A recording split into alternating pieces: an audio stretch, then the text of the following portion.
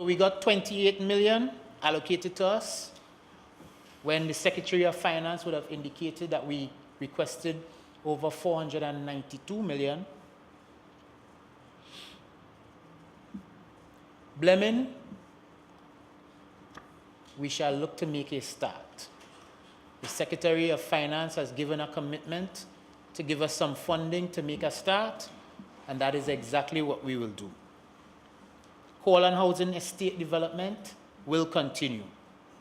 Bell Garden Development Phase 2 will continue. Adventure Phase 2 will continue. Castara Housing Development, well, we were unable to deliver the 17 houses, but we will try to deliver some. I can't say exactly how many houses we'll be able to deliver as yet, Mr. Presiding Officer, but we will start. Charlottesville Village expansion, we will start the works. Castara Development retaining wall, the works will commence. Home completion grant will continue. The new home construction program will continue. Limited funding, but we will press on. Home improvement grant will continue. Home improvement subsidy will continue. Milford Court Plaza, major scaling back, but we will do some works. Maybe we might be able to change the roof sheets, and we might be able to change a couple windows, but we'll make a start, Mr. Presiding Officer. The disaster mitigation program, which is also a new one, which is designed to assist individuals to avert crisis by providing the opportunity for homeowners to purchase hurricane straps to attach to their houses, guttering to prevent soil erosion around the houses, electricals, plumbing, as well as the continued outdoor outhouses eradication program. Mr. Presiding Officer, and due to the dearth of funding, there are some projects that we would have liked to do, but we are unable to do. But we would have spoken to those projects in June, so we have a commitment to the people of Tobago to indicate that we are unable to treat with these projects. Signal Hill Development Works, Friendship Estate Land Development, Adelphi Land Development Works, Speyside Estate Village Expansion, Charlottesville Assisted Living Facility. Trust that in the next fiscal, Mr. Presiding Officer, we shall have the funding to treat with those programs and those initiatives that we are unable to undertake due to the type of allocation that we've been given. Our major priority initiatives, of course, would involve the completion of those outstanding projects. Shore Park Cultural Complex, I would have mentioned earlier this morning, and the Scarborough Library. Have first call on our funding, and we have a level of confidence that we are going to, once and for all, bring those projects in 2015. There are new projects that we will want to come on board. As I said, we may only be able to complete the design and tendering stage for those projects. One of the key ones among those would be the Roxborough Plaza, something that the people of Windward Tobago have been waiting for a very long time. We have been engaged with UNICOT, and we will continue that engagement to see if, one, we can get alternative financing arrangements for that building, and two, if we can get that tendering and the beginning of that process done in the current financial year, because it is not likely that the Assembly would have the kind of cash on hand to start that project. We also have the Storbay Local Road Extension, a critical project in terms of traffic management in Southeast Tobago. Again, costing somewhere in the vicinity of $38 million. A project that we have done some preliminary work on. We'll continue to do preliminary work on, and we will see what might be available in terms of actually starting some work there.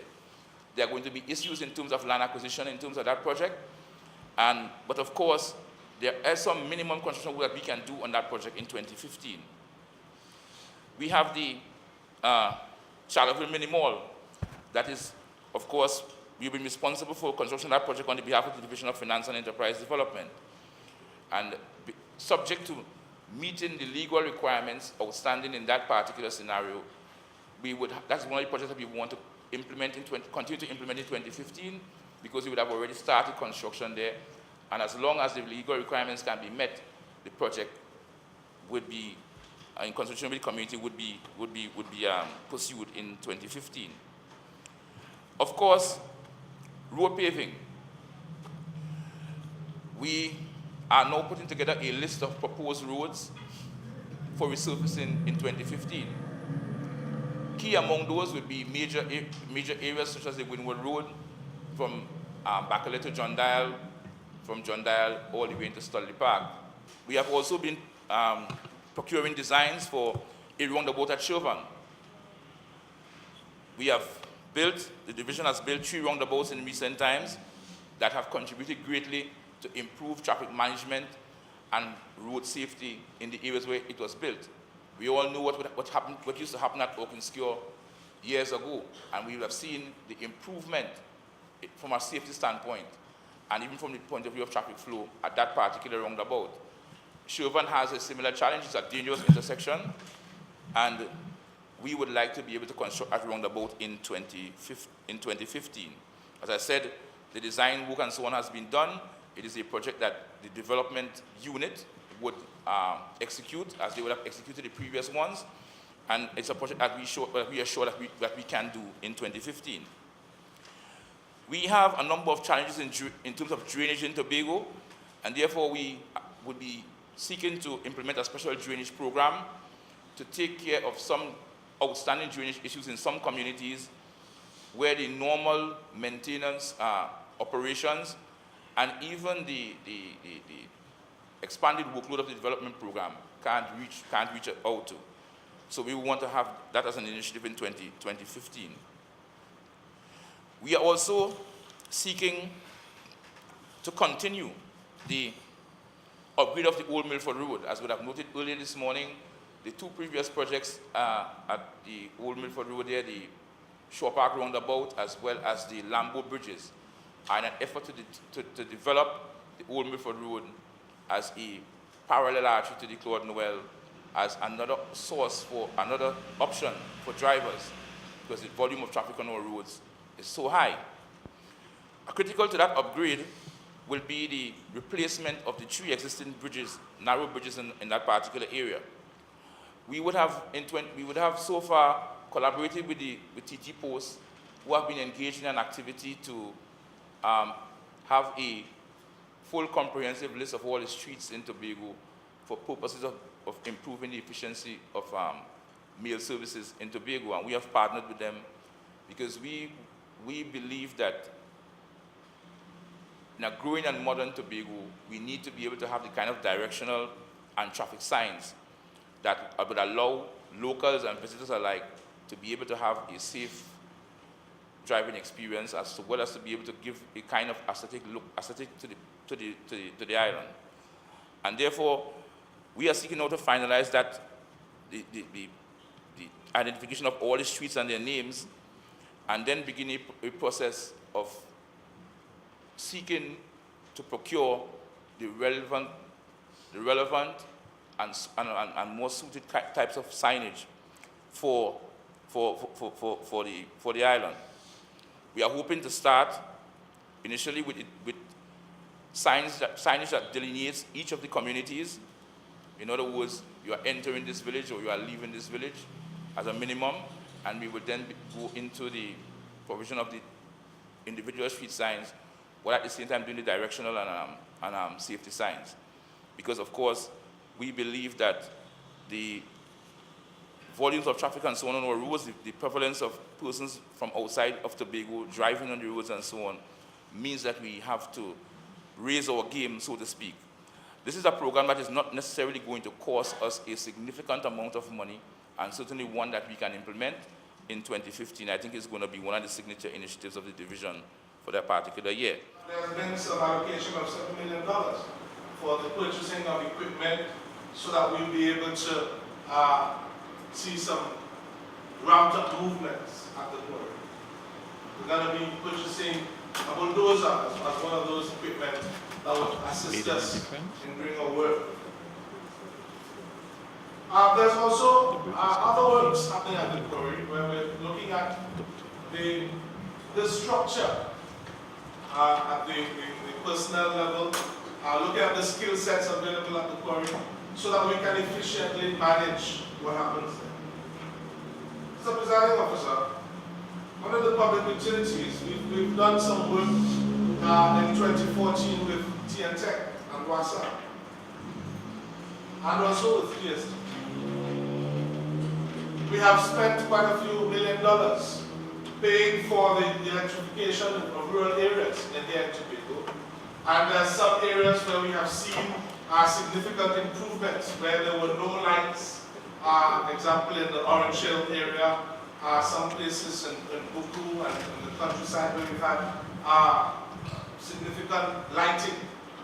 But there's still some outstanding work that has not been done yet by TNT.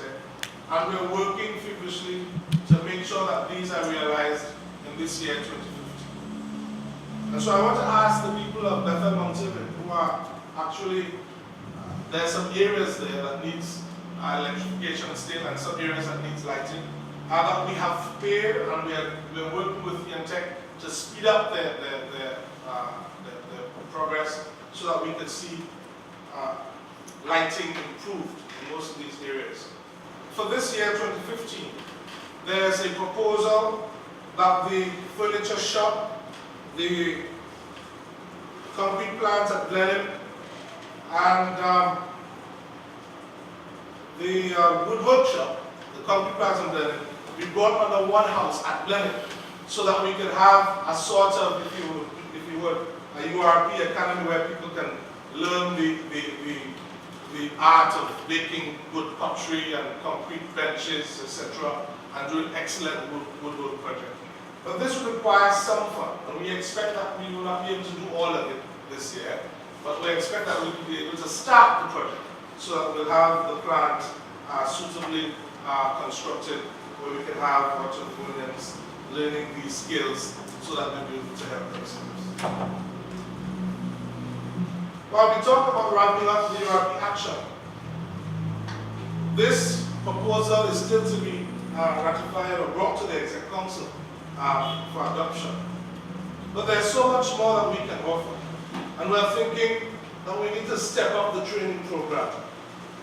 As it is, we believe more can be done, more can be taught, more value can be realized. And so we're proposing that a new program be adopted to handle URP as it is. We were supposed to be actually flushing people out of the system for want of a better term.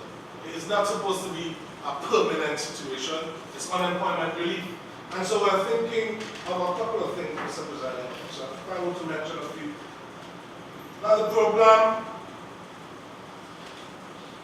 be established by selecting those who have been in the system long enough to be able to be proficient at what they do. So we call them the crème de la crème. So that these we now place into units so that they can perform other work outside of the URP, contracted work. Some of these can be placed into employee placement programs so that they're able to find jobs in the private sector. They've been trained to suitably fit whatever is needed. I now wish to itemize these priority projects of the department. Improvement to the botanical gardens, $1.5 million. Wildlife research education, $1 million. Establishment of facilities on Little Tobago, $13 million.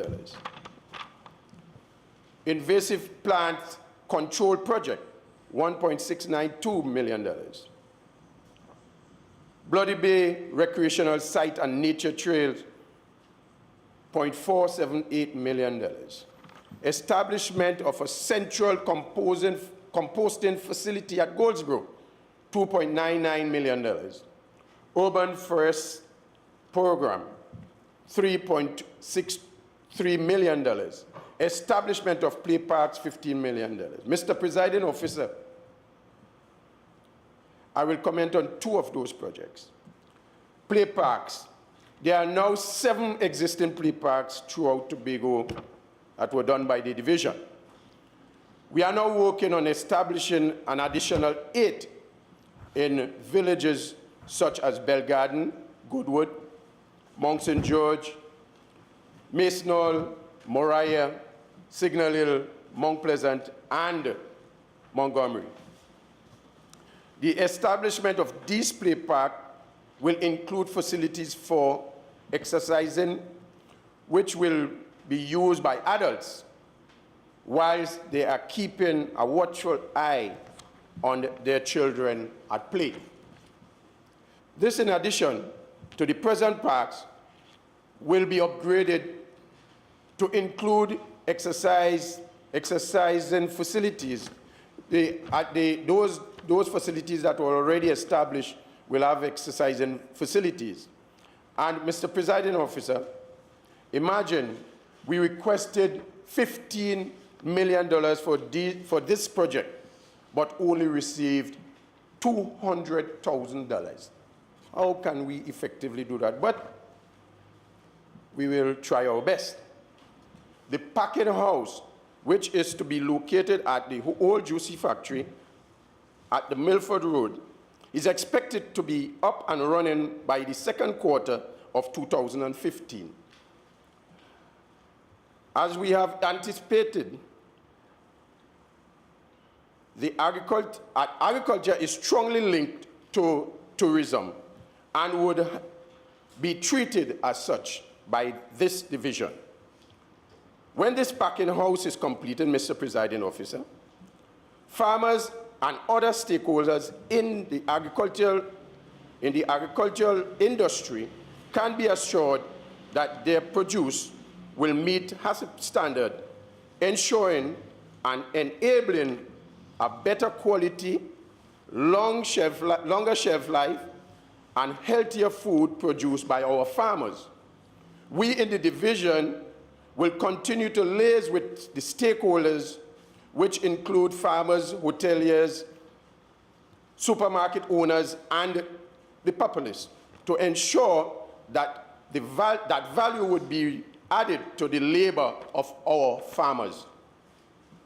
Mr. Presiding Officer, through this medium as well, we intend to seek foreign markets for our farmers' produce, as well as promoting our Taste of Tobago brand and create increased employment for our citizens on the island. We will place emphasis on training our young people in agriculture and agro-processing. Our farm school at Kendall, we will review its operation with a view to improve it where necessary. In addition, senior staffs of the division and I are now discussing a way forward for our young men and women who have graduated from the Kendall Farm School. It is hope, Mr. Presiding Officer, that in doing this, we will make agriculture more appealing to our young people in society to see agriculture as a lucrative business. We intend to provide our YAPA graduates with the wherewithal to be more productive and to provide them with avenues for sustainable income through sustainable agriculture. Activities such as the final demarcation of the Buku Reef Marine Park Complex, the recruitment and training of Reef Patrol officers will continue to occupy the attention of the department in this fiscal year, Mr. Presiding Officer. In this fiscal year, the department will continue to examine the possibility of expanding and extending its management program to other reefs around the island and locations such as Speyside, Culloden, Arlesville, and the Columbus Channel. Mr. Presiding Officer, we have requested $500,000 to initiate these programs, and $500,000, Mr. Presiding Officer, was granted by the central government. Mr. Presiding Officer, the installation of marine buoys around Tobago. The process of installation of marine buoys around Tobago is now at the initiation stage. It is proposed that 10 marine buoys will be placed in the Bucco Reef area, and 20 at the Store Bay area, and 10 at the Mount Irving Bay area, marking a total of 40 marine buoys to be installed. Mr. Presiding Officer, it was brought to my attention only yesterday that so far 10 of these marine buoys were already installed in the Bucco area, Mr. Presiding Officer. And this work will continue throughout fiscal 2014-2015. A request of $103,000 was requested for the commencement of this project, and same was granted, Mr. Presiding Officer.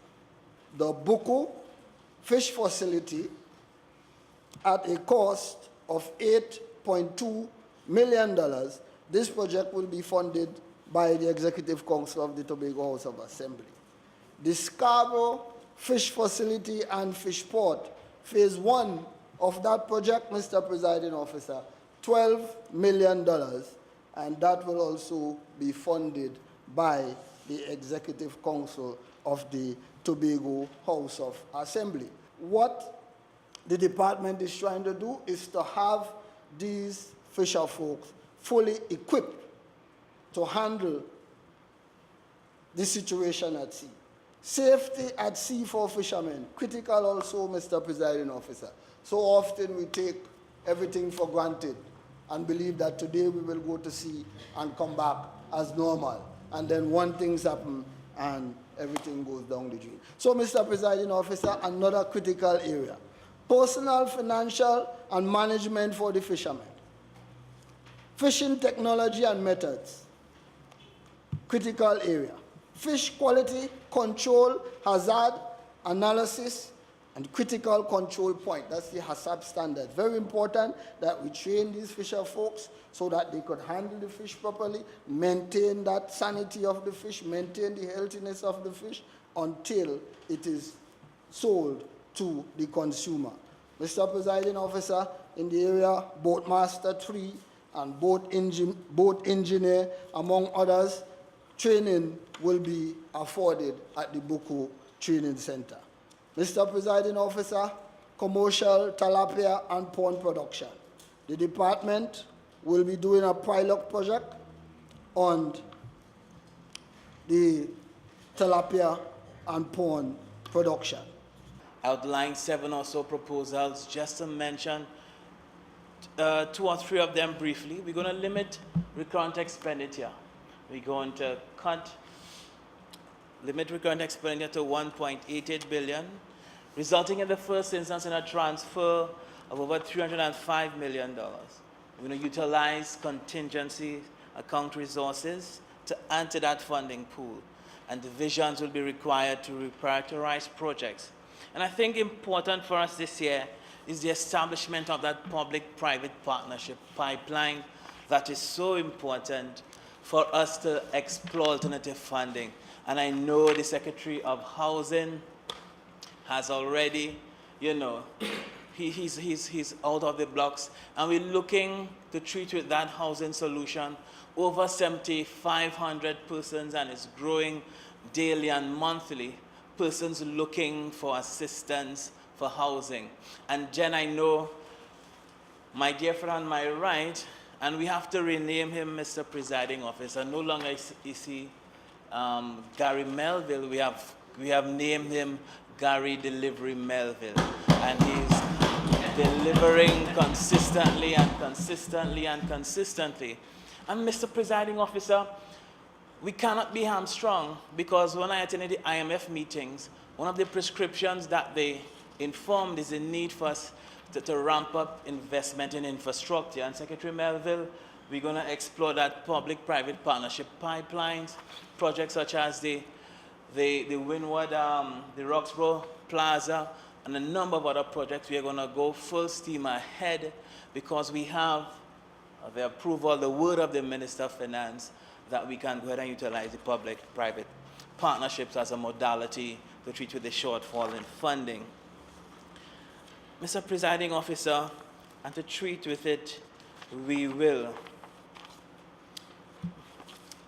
Mr. Presiding Officer, we have to treat with the issues looking, not being blind with respect to developments in the international arena. Ebola, declining oil prices, the issues in the euro area, all confront us and all pose a challenge to us here in Tobago. But Mr. Presiding Officer, one other mechanism for funding that we're going to explore again, and before the end of the year, I believe we will meet with the Minister of Finance again, and we'll put on the table the need for bond financing. And I continue to remind the nation and the people of Tobago that bond financing is nothing new. We see it ever so often in the newspapers, where the central bank will advertise bonds to finance a government project or some government program. And it is time that Tobago, that we be given consideration in this regard. And also, more importantly, Mr. Presiding Officer, is the need for us to really enhance our revenue, enhance our revenues and look at some mechanisms. I remember the fateful Saturday morning when this Jamaican called me quarreling. I didn't know the young man, but somebody just asked me. A Secretary of Finance talked to this, and the guy was up with a Jamaican accent, and he said, listen, he said, you all give away all your tourism sites for free, man, all your mad or what? Now this was a Jamaican imploring us. I went to Sam Lord's castle sometime. I had to pay for a ride, a 15-minute ride. And these are some of the initiatives that we have to look at, as we have to explore if we are to become truly self-sufficient, if we are to take on a greater responsibility. We have to look at areas, and I know I have been in discussion with my colleague, Assemblyman Gary Melville, and we're looking to get Studley Park up and running. And the implications for Studley Park in terms of increasing economic activity on the island, increasing construction, preventing delays, and in terms of revenue, the potential is alarming. I remember a day I was called to a meeting in the Chief Secretary's office a couple years ago, and we had a visit by the Indian High Commissioner, and he was outlining to us the number of minerals that are available in the quarry, and I was shocked. Just mining some of those minerals and some of the names, I was shocked in our local quarry. And Mr. Presiding Officer, I think that is something that we can explore looking at things as we go along.